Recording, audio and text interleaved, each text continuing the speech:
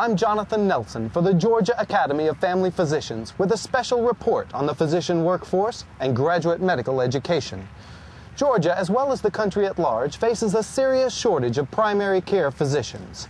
That shortage is only made worse by the poor distribution of the physicians we have.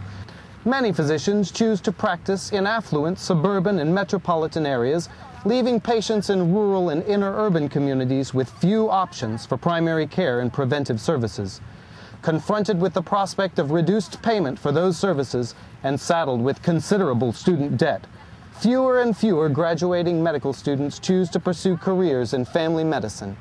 Unless something is done to bring new family physicians into the pipeline, this shortage will only continue to worsen as more family physicians reach retirement age. When I graduated from medical school in 1980, there was a clamor about the disproportionate distribution of physicians in the state of Georgia, that the rural areas weren't getting them. It's worse now, not better. 27 years later, it's worse, not better. Training family physicians is becoming a little bit more difficult. Number one, getting residents interested in family medicine. It really takes a dedicated physician to be a family physician. It takes one who is comfortable with having a breadth of knowledge and taking care of multiple family members.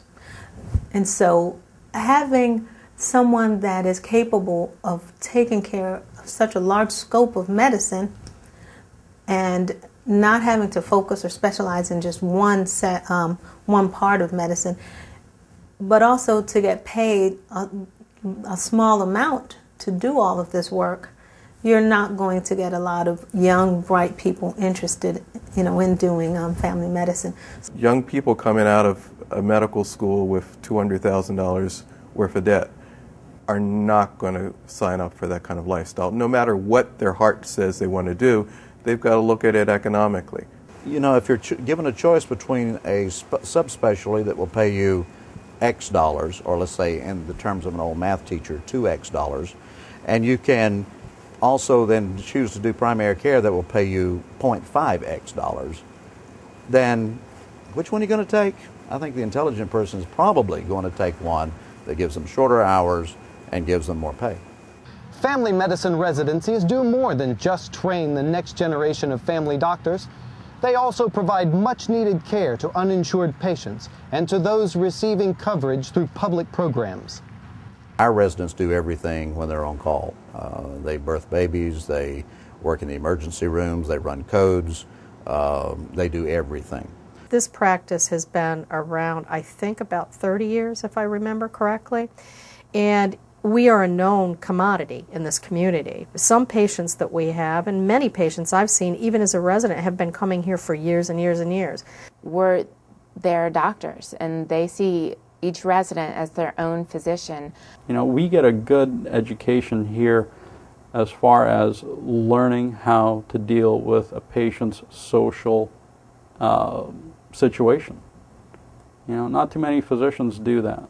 Many recent studies have shown that in areas where more of the care is delivered by family physicians, patients receive better care and better outcomes at a lower cost. That's why your academy is working in the state legislature and in Congress to make sure we have adequate funding for graduate medical education so we can attract, train, and keep the family physicians we need.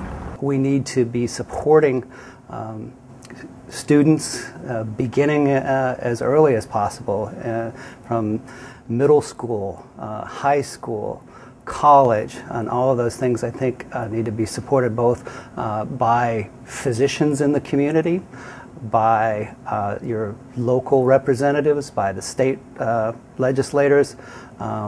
We need to be, while we look at putting out more physicians, everybody says we need more physicians. That doesn't guarantee that we're going to have the right mix of physicians. So we need to be looking very strongly at making sure that the mix is appropriate, that we're getting enough primary care physicians. A strong academy and a strong participation in your academy through all of these different venues, I think, will be of great value to the state of Georgia and our patients. For more on what your academy is doing for you and to learn how you can get involved in the fight for family medicine, log on to the Georgia Academy's website, www.gafp.org. Reporting for the Georgia Academy of Family Physicians, I'm Jonathan Nelson, and this has been your Academy in Action.